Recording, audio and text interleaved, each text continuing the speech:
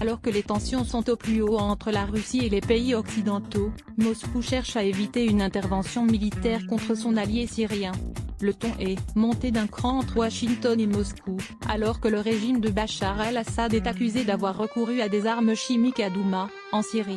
Que la Russie se tienne prête, car les missiles arrivent, beaux, nouveaux et intelligents, a prévenu Donald Trump sur Twitter, mercredi 11 avril, avant que la Maison-Blanche ne précise que la décision sur une éventuelle frappe américaine n'avait pas encore été prise. En attendant, la pression internationale s'accentue et la Russie, alliée du régime, fait tout pour éviter une intervention, garder les États-Unis à l'extérieur de la Syrie alors que plane la menace de possibles frappes occidentales. Le secrétaire général de l'ONU, Antonio Guterres, a évoqué une impasse et le risque d'une situation hors de contrôle. Pour autant, Vladimir Poutine tente à tout prix d'éviter le déclenchement d'une intervention militaire des États-Unis et de ses alliés en Syrie. Moscou a un objectif clair, tactique et militaire, garder les puissances étrangères, et notamment les États-Unis, à l'extérieur du territoire syrien, analyse pour France Info Mathieu Bouleg, chercheur pour le think tank Chatham House. Le chef du Kremlin déploie donc tout un spectre de réponses, militaires, techniques et politiques, afin de russifier le traitement diplomatique du dossier.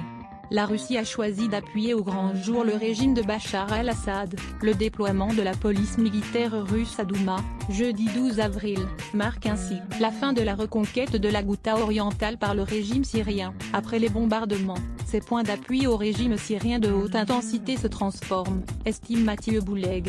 La Russie cherche alors à se placer dans une phase de reconstruction et d'équipement. Le recours à des armes chimiques peut brouiller les cartes pour Moscou. Certes, le concept américain de ligne rouge s'étiole avec le temps, car l'usage de ces produits est prouvé et répété, explique le chercheur. Pour la Russie, qui veut garder la main sur la situation, ce genre de bavure vient tout de même créer des failles dans son dispositif, car elle cherche à se poser en faiseur de paix. Mathieu Bouleg à France Info. Depuis le départ de la crise, la Russie répond donc que ces accusations sont un prétexte des Occidentaux pour lancer une opération militaire contre son allié. Dama n'a pas de motivation pour utiliser des armes chimiques, assure ainsi une porte-parole de la diplomatie russe. Jouer la carte de la dissuasion par le passé, Moscou a déjà utilisé son droit de veto à 12 reprises concernant les affaires syriennes, selon une liste de la chaîne irlandaise Orte.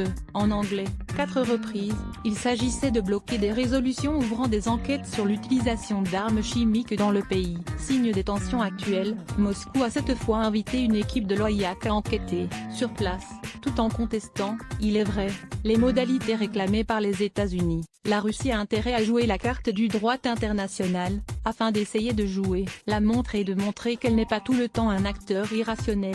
Mathieu Bouleg apprend informé. Moscou peut également abattre la carte de la dissuasion pour tenter de refroidir les ardeurs américaines, en développant notamment sa présence sur le terrain. On va probablement avoir un renforcement des troupes russes en Syrie, ajoute sur France Info Vincent Desportes, professeur à Sciences Po et ancien attaché militaire près de l'ambassade de France aux États-Unis. Et si vous en mettez suffisamment, ce qui est possible rapidement, il est bien évident que toute frappe devient impossible.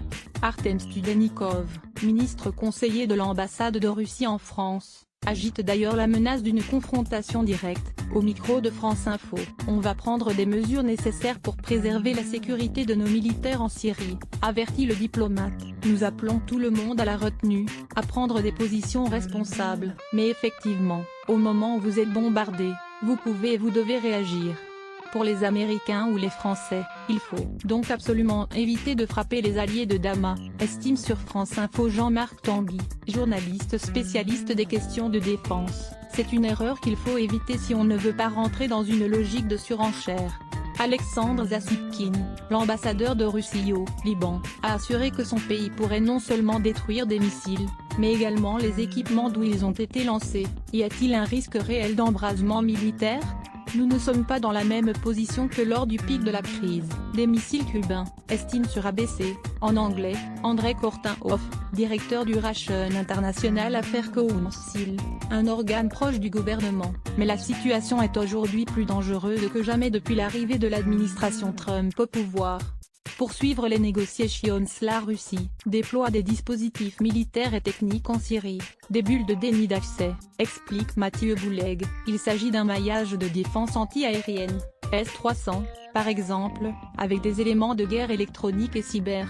Selon le chercheur, la Russie ne pourra empêcher une frappe américaine et encore moins supprimer toute menace de missiles. Une frappe américaine représenterait un test important pour les forces russes, qui ont basé une grosse partie de leur stratégie sur ces bulles. Quand les États-Unis ont frappé la Syrie, Moscou a prétendu que ces bulles n'étaient pas encore en place. En cas de frappe, la Russie pourrait être tentée de répondre, mais je ne serais pas étonné qu'elle laisse l'espace ouvert,